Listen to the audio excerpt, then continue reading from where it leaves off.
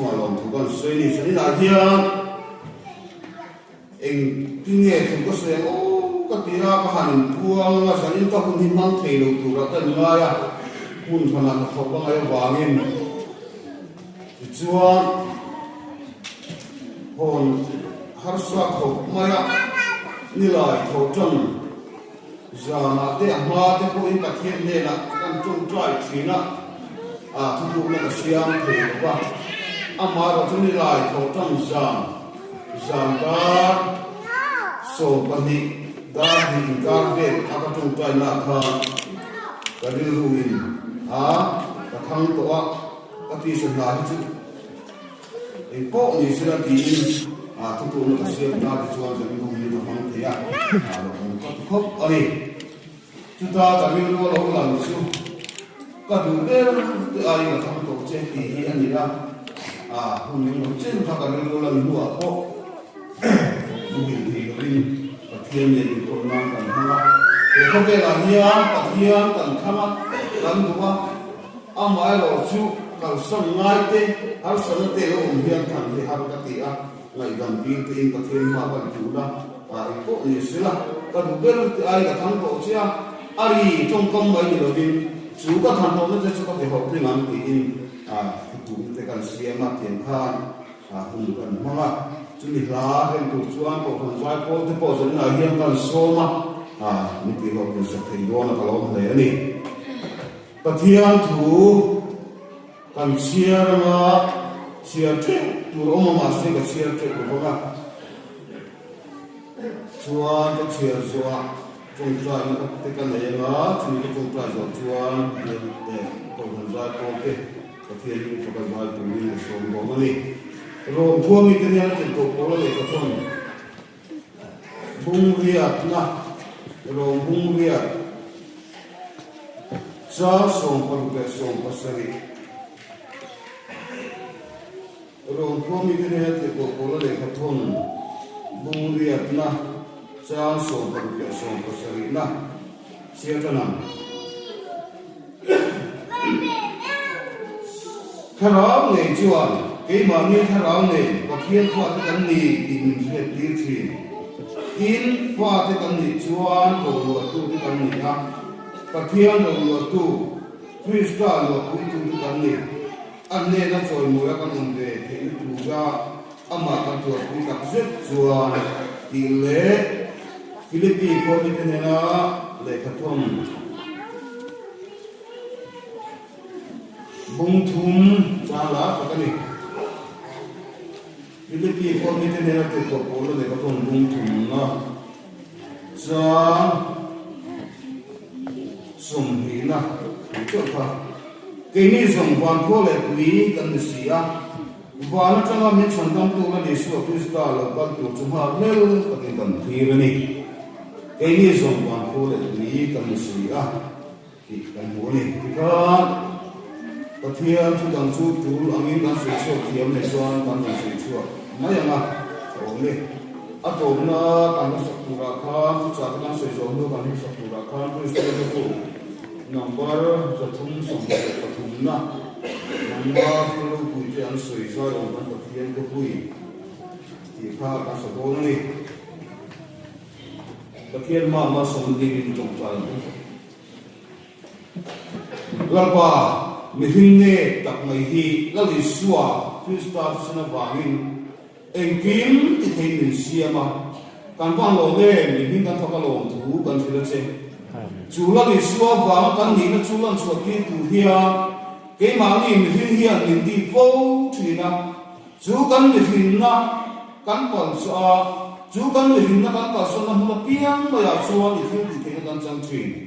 dân này hia nắm má vàng căn chẳng vô đâu đi tập tê căn thì thủ soi căn tu mani căn sao phải căn à căn muốn mình thì đang làm tu căn tin to luôn nó lại căn tiền to luôn nó mua na cho nó mình phải học tu nắm má tu ta nó mình muốn tiêu tu ni anh thì thấy nó tu mình mong muốn sống sạch lắm chú mi anh thì thấy nó tu chuan thấy mà đi là mà hia năng cái nào chẳng vô mình bê tu xia tê rau tu xia tê mình mua việc kia chú mi chẳng tu căn dia vàng alone chú hi long căn còn nó công á là pa mình hak tu ta nangin khongai takin nam min som sakang che in santam tu lo Isu Krista mingin kan dile amen Zaipawl te ke fakna ba sa tuwin kan songe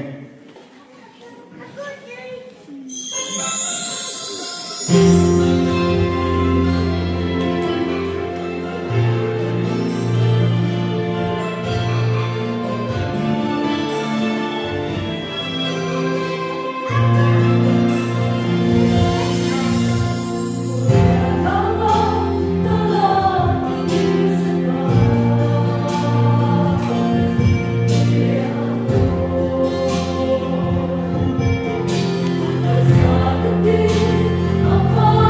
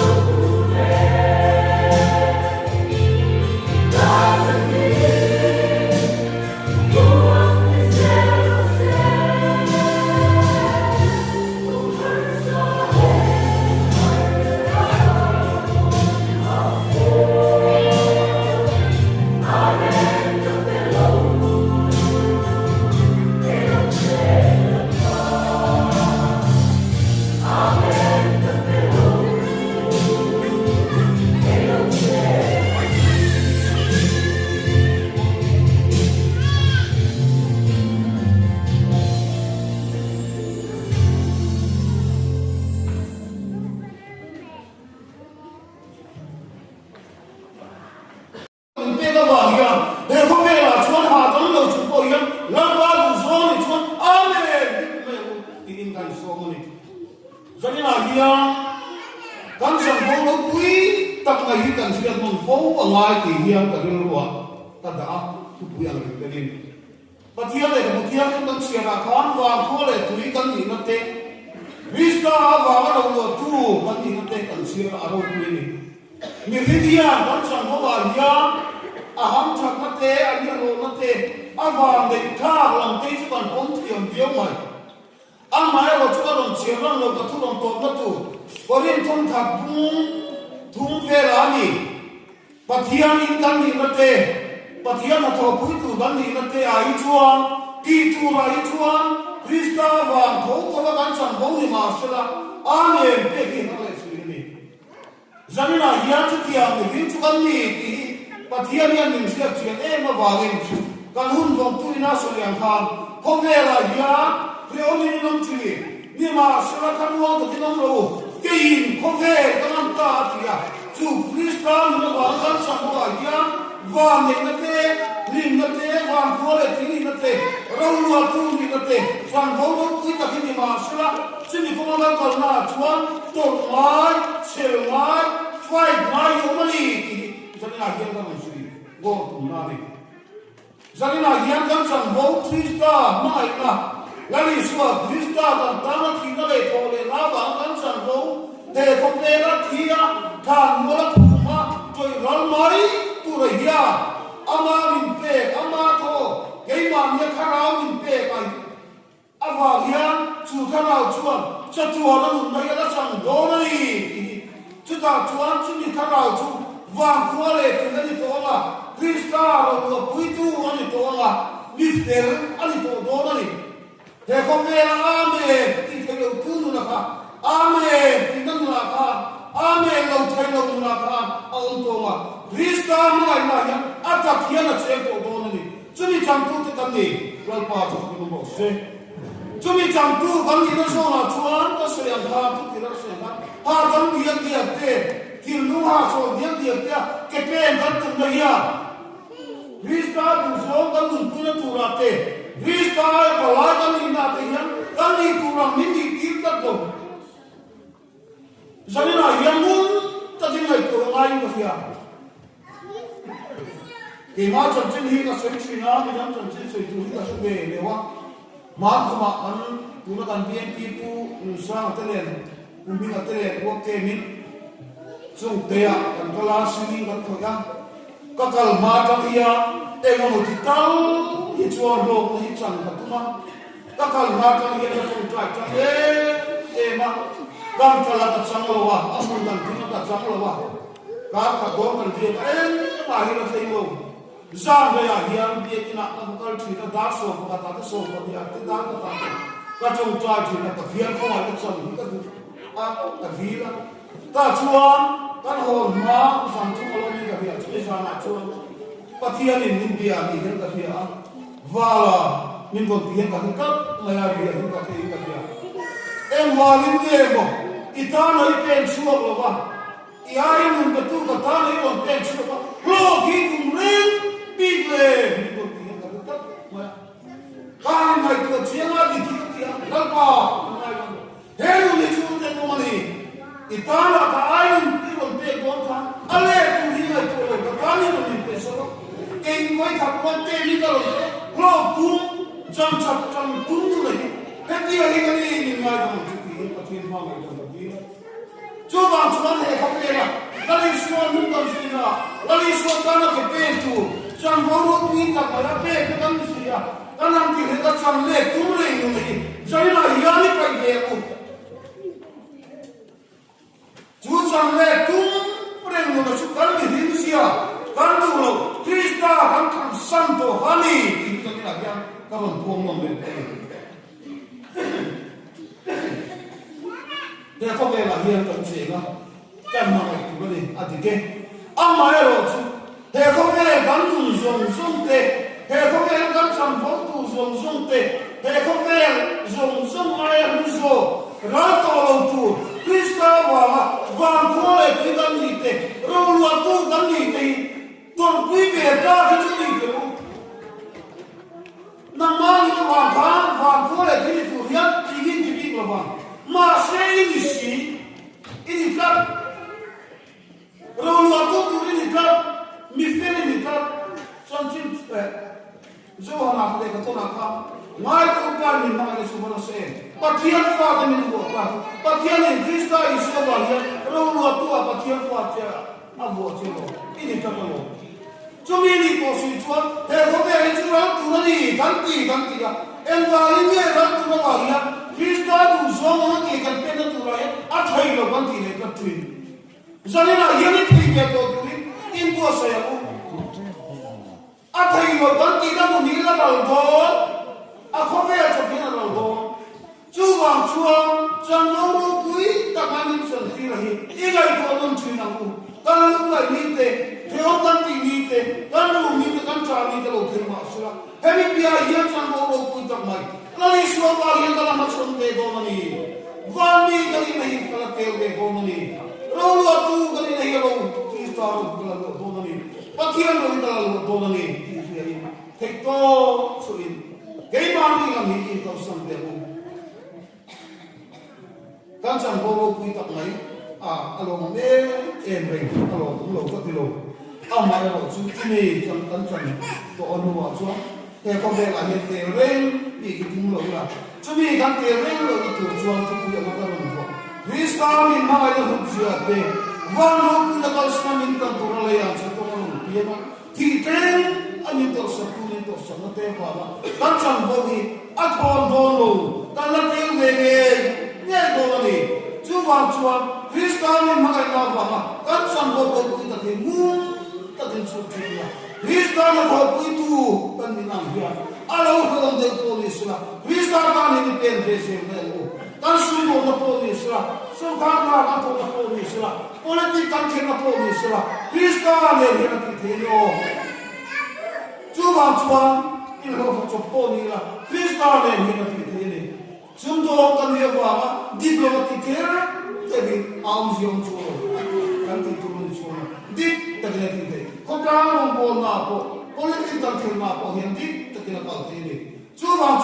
kan diplomatik ini, Krista ni sandang lah, kan sandang kita baikkan sebelum fau, bawa, kan mai sebelum fau, bawa. Kau bela yang kan tu bela kan mau bela alam yang so cuma dia, kan tu semua ini. Kan tu vei yang itu semua tu bilo, mirin kan ni kan tu vei tu, kan mau vei. Amai lo tu kan tu vei nate, kan mau vei nate ya. Krista tu dah ni polisia tiro sila, min tiro sila. Krista tu dah ni yang ini tu curi macam curi lah. Jadi mana cuan mirin ya, aku suat tak payah tak. Misal faham cuan mana? Amai lo tu Krista mana lah? Krista wahang sambung kita mai, compare dia lama kan sambung tu. Hansia tak cuan, kan dikit tapi malam ni lo. Malam cuci masalah. Di dalam namun cross tapi kita namun cuci.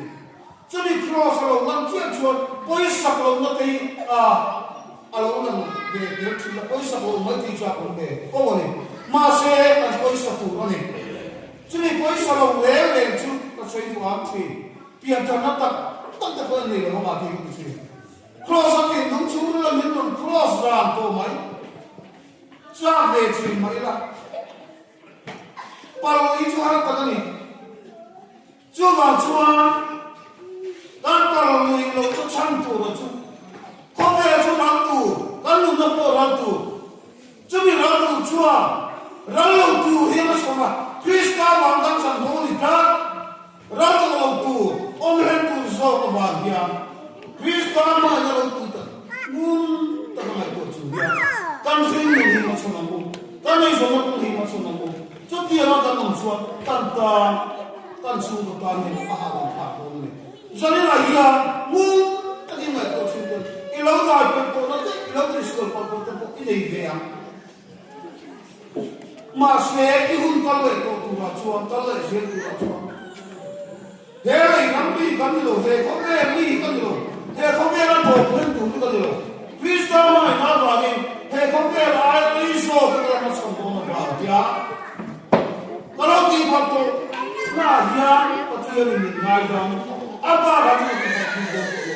Saka sa boss mo yan at tumusong pa sa kamna trabaho ang pienta na yung atsama. Sami parupa. Kaundan ka na ito ba? Kanundan ang hikanundan ito niyo. Hoy niya sa itsua, di niya kariya ito katira. Di lang niya kariya ito katira ba?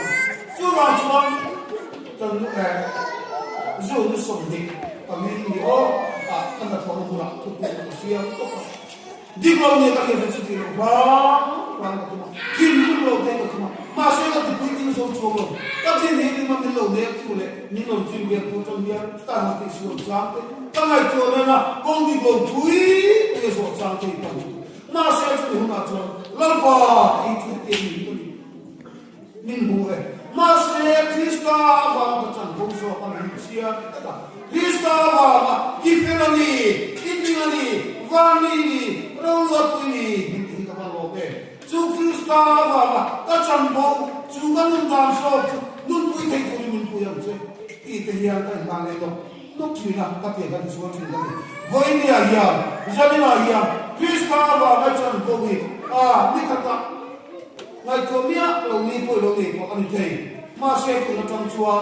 sang khát ta đi một đi khát ta đi một Krista và các chân bộ mình muốn cái gì ngày chỗ chỉ là rồi tôi đã khan rồi tôi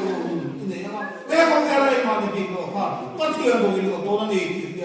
Krista mình mà đi lại chỗ nào cũng chú chùa tâm mình Krista ta là tâm mình nó không mate ama ta là tâm nó không mate ama không quy tu cái gì mate ama in cái gì mate ya và đó ta nói làm sao chú chùa ta chỉ làm mình aron ta xong liền đó là gì thì Krista và tâm chân của mình đi lại chỗ nào chỉ là một và mình cái gì biết được cái gì Pumpkin kami di kaya lah. Pumpkin lo si doang le si ni nak kasi itu lo Krista ikan santo pani di lah. Kaya nung lah. Hey nung ang kaya ini nung sa supe ba ila no zero. Jadi ni mula cuan Krista nang yang ni kena nung. Krista meron kang nung ni. Cucu nang nung tu ni. Cumi ni kena cuan Krista macam bui tak mai. Nitin santo dia ibai ko nung chino tin kan so ane lalpan tuan suite kan zapan mo sa se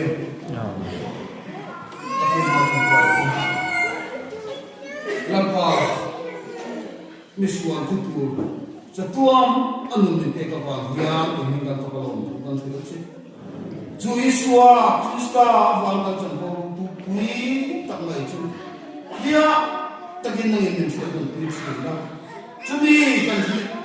chop ngin cumi wa kan mun ba ko an kan mun te turin jani na Thuchah mun se te kan za pa na tharin ma mun so so kan che in mai tu na so Krista mun kan ile amen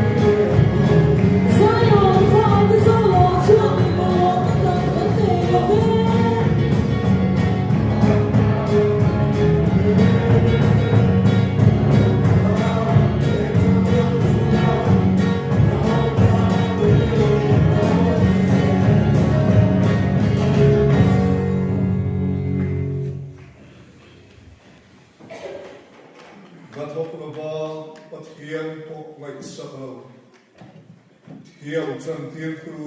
ring zota arin abanga pela arwa chu mo purna chan ho rokui tak mai kan ti ve telaba hiam chan tiết tu kan rin na abang sawa van khole tuini na min pe tu kan lalpa isua Krista de na chuan Rokui na te, soy boy na te, chatua ni nong kung kuasa. Chuin ni na rokui, tap zanina in nera kuan soong tap teka. Nang mania tino na alo oma. Hekover in Kualsin Komahian, One Kuale Tuini, the Chantu, the Indi, the Shia, Intini, Tegakanalpa Isua, Christata, Rinom, Taka in Hunde Dite, in Bantina Turin, Una Henkanalpa Isua, Christanata, Komainate, but here can pa one mimin Mangainate.